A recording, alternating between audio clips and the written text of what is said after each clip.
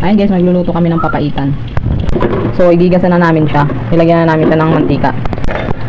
Ayan, bawang sibuyas.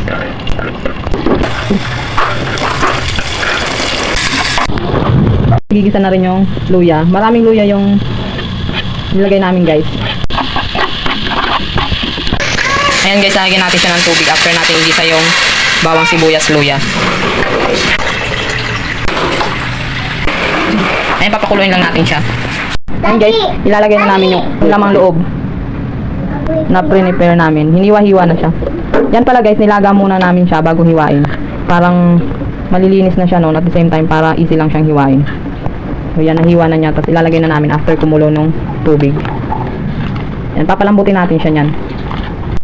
Papalambutin natin siya niyan. Ayan pala guys, is baka siya. Laman loob ng baka. Ayan, takpan lang natin hanggang sa lumambot siya. Ayan guys, nalagyan natin siya ng timpla. Ayan, seasoning. Tapos asin. Tapos pamintang pino. I-mix lang natin. Ayan, takpan natin ulit guys kasi hindi pa siya malambot. Ayan guys, malambot na siya. So ilalagay na namin yung apdo niya. Yan yung nagpapapait sa kanya. Yung paglalagay na apdo guys, depende sa inyo. Kung gusto nyo mapait na mapait, dagdagan nyo. Pero kami kasi yung saktong pait lang. Kaya siya tinawag na papaitan.